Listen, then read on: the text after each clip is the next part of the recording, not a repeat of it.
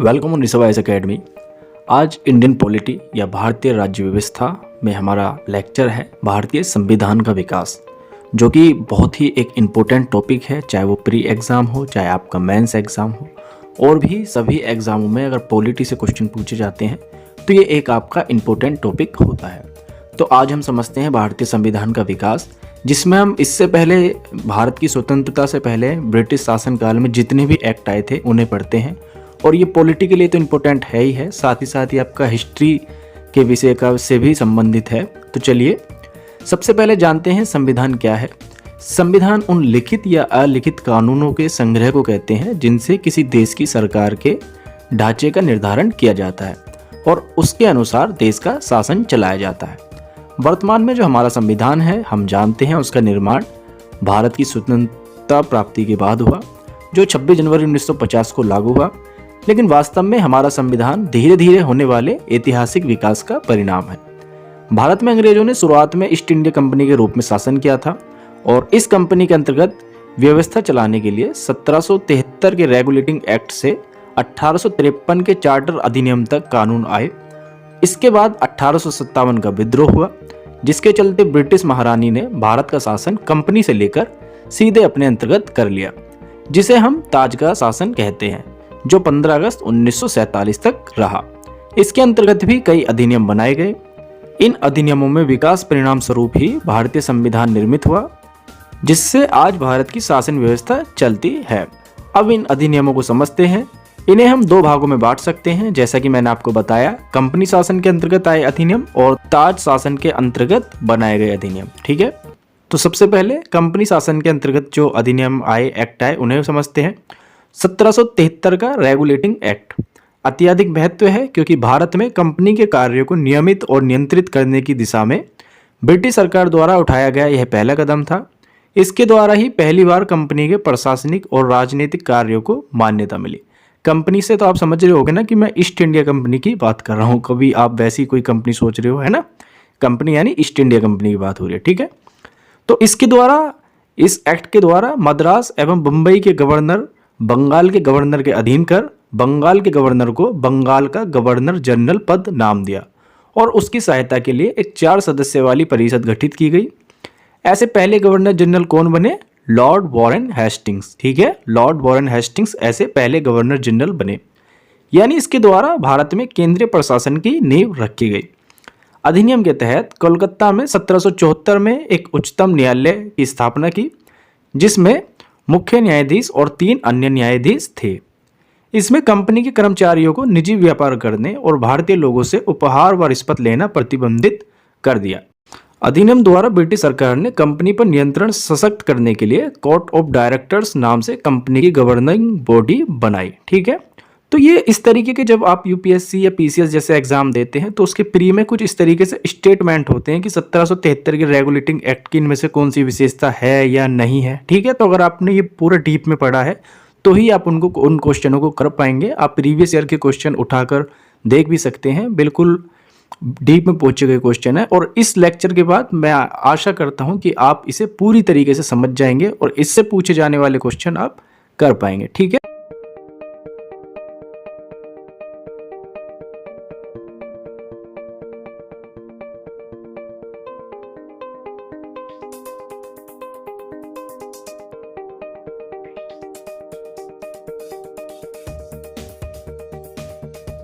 आप समझते हैं 1784 का पिट्स इंडिया एक्ट। इस एक्ट ने कंपनी के राजनीतिक और वाणिज्यिक कार्यों को पृथक पृथक कर दिया। इसके व्यापारिक मामलों को कोर्ट ऑफ डायरेक्टर्स देखता, जबकि राजनीतिक मामलों के लिए बोर्ड ऑफ कंट्रोल गठित किया। इस तरह द्वैत शासन का शुभारंभ हुआ। ठीक है, तो द्वैत शासन क्या था? व्यापारिक मामलों के लिए कोर्ट ऑफ डायरेक्टर्स और राजनीतिक मामलों के लिए बोर्ड ऑफ कंट्रोल। ठीक है, गवर्नर जनरल की परिषद के सदस्य 4 से 3 कर दिए गए। Governor general board of control की अनुमति के बिना किसी भारतीय नरेश से युद्ध एवं संधि नहीं कर सकता था। इस अधिनियम के महत्वपूर्ण होने का एक कारण यह था, भारत में कंपनी के अधीन क्षेत्र को पहली बार ब्रिटिश आधिपत्य का क्षेत्र कहा गया। ठीक है, तो हालांकि इस पे कब्जा तो ईस्ट इंडिया कंपनी का था, लेकिन पहली बार इसे ब्रिटिश के अधिकार का क्षेत्र बताया गया।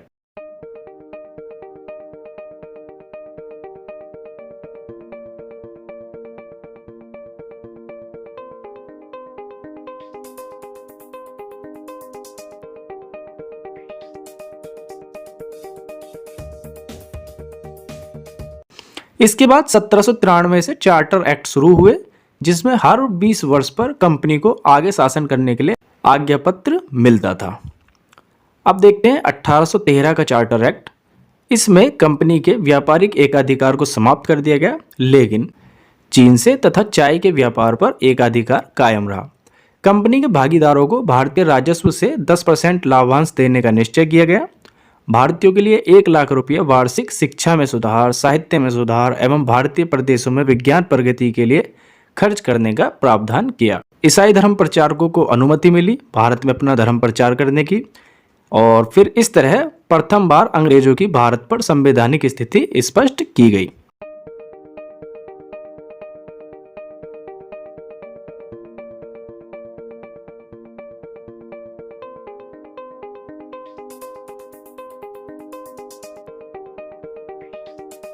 अठारह सौ 33 के चार्टर एक्ट की बात करें तो ब्रिटिश भारतीय केंद्रीकरण की दिशा में यह एक्ट निर्णायक कदम था। इसने बंगाल के गवर्नर जनरल को भारत का गवर्नर जनरल बना दिया, जिसमें सभी नागरिक और सैन्य शक्तियां निहित थी। लॉर्ड विलियम बेंटिक भारत के प्रथम गवर्नर जनरल थे। ठीक है, इसके द्वारा ब्रिटिश ईस्ट इंडिया कंपनी का व्यापारिक दर्जा समाप्त कर दिया और वह अब केवल प्रशासनिक निकाय रह गई थी। कंपनी का व्यापारिक एकाधिकार समाप्त। गवर्नर जनरल को अपनी परिषद की सहायता से समस्त भारतीय प्रदेशों के लिए विधि निर्माण का अधिकार दिया गया, अतः संपूर्ण ब्रिटिश भारत में एक से कानून का मार्ग प्रशस्त किया। इसके द्वारा सिविल सेवकों के चयन के लिए खुली प्रतियोगिता का आयोजन शुरू करने का प्रयास किया गया। हालांकि ये प्रावधान विरोध के कारण हटा दिए गए।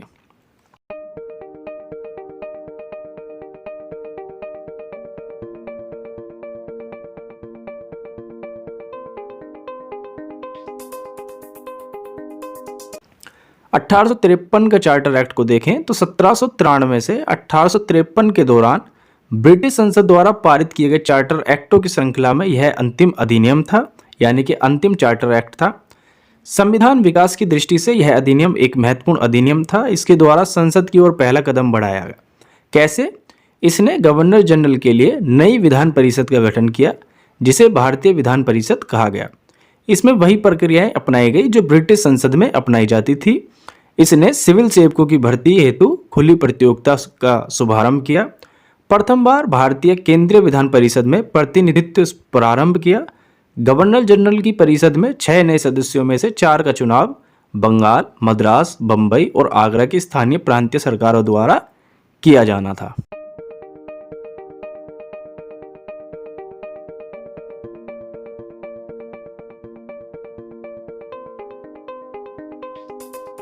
इसके बाद 1857 का विद्रोह हुआ, जिसने कंपनी शासन को हिला डाला था। अब ब्रिटिश सरकार ने कंपनी को समाप्त कर भारत को सीधे ब्रिटिश ताज के अंतर्गत ले लिया।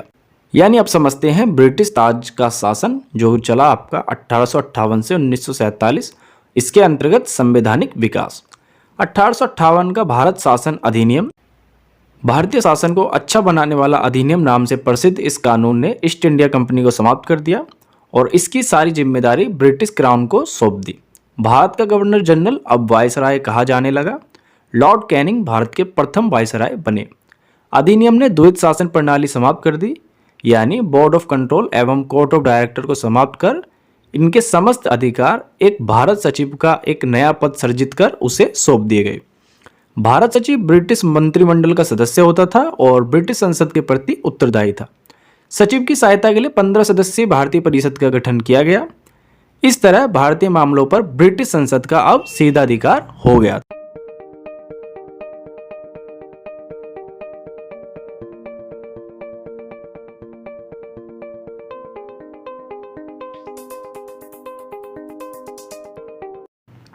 अब बात करते हैं 1861 के भारत परिषद अधिनियम की।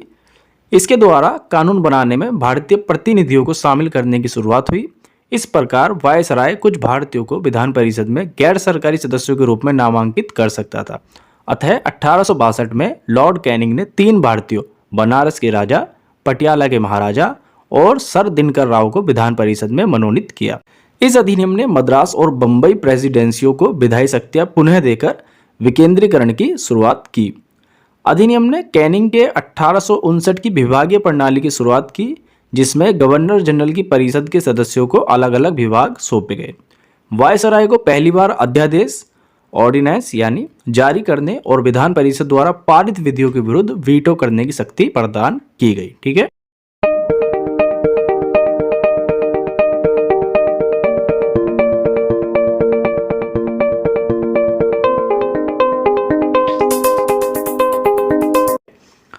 इसके बाद आता है 1892 का अधिनियम। इसमें केंद्रीय तथा प्रांतीय विधान परिषदों के मनोनीत सदस्यों की संख्या में वृद्धि कर दी गई। वायसराय को न्यूनतम 10 तथा अधिकतम 16 सदस्य मनोनीत करने का अधिकार दिया। सभी विधान परिषदों को बजट पर बहस करने तथा प्रश्न करने का अधिकार दिया, लेकिन बजट पर मताधिकार अभी नहीं दिया। इस अधिनियम की प्रमुख विशेषता यह थी कि इसमें अप्रत्यक्ष निर्वाचन पद्धति का प्रारंभ हुआ। इसके बाद आता है 1909 का अधिनियम। इसे हम मार्ले मिंटो एक्ट के नाम से भी जानते हैं, क्योंकि उस समय लॉर्ड मार्ले भारत के सचिव थे तथा लॉर्ड मिंटो भारत में वायसराय थे। इसने केंद्रीय और प्रांतीय विधान परिषदों के आकार में काफी वृद्धि की। केंद्रीय परिषद की संख्या 16 से 60 हो गई।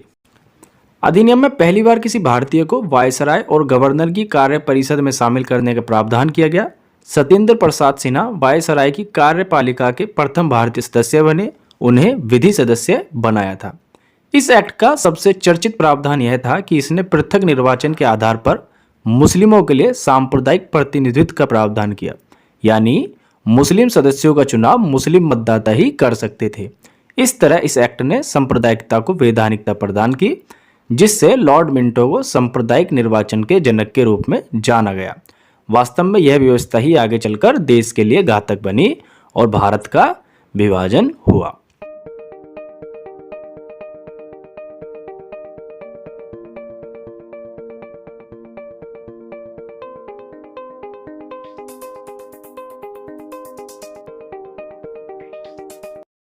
अब देखते हैं भारत शासन अधिनियम 1919। इसे मोटेंग चेम्सफोर्ड सुधार भी कहते हैं, क्योंकि मोटेंग भारत में सचिव थे जबकि चेम्सफोर्ड भारत के वायसराय थे। इसके द्वारा शासन के विषयों को केंद्रीय सूची और राज्य सूची में विभाजित किया, अतः राज्यों पर केंद्रीय नियंत्रण कम किया गया।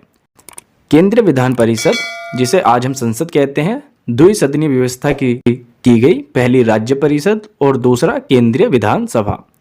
पृथक निर्वाचक मंडलों का वर्गीय और सांप्रदायिक आधार पर विस्तार किया, जिसमें सिखों, भारतीय, ईसाइयों, आंग्ल भारतीयों और यूरोपियों के लिए भी पृथक निर्वाचन के सिद्धांत को विस्तारित किया, जो 1909 के एक्ट में केवल मुस्लिमों तक ही सीमित था। सीमित रूप में मताधिकार दिया, यानी संपत्ति, कर या शिक्षा के आधार पर सीमित संख्या में लोगों को मताधिकार प्रदान किया। महिलाओं को मत देने का अधिकार प्रदान किया गया। जो राज्य सूची के विषय थे उन्हें दो भागों यानी आरक्षित और हस्तांतरित में बांटा गया।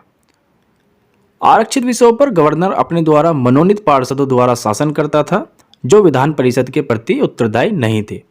हस्तांतरित विषयों का शासन निर्वाचित सदस्यों द्वारा चलाया जाता था और ये विधान परिषद के प्रति उत्तरदायी थे।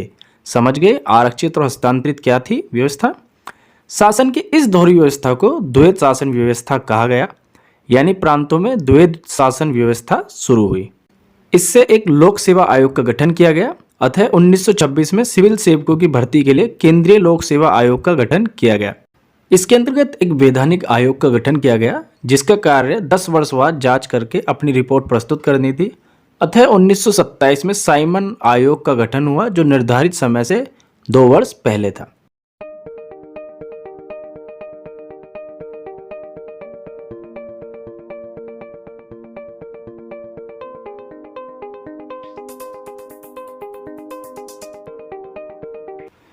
फिर आपका जो सबसे इम्पोर्टेंट एक्ट है भारत शासन अधिनियम 1935।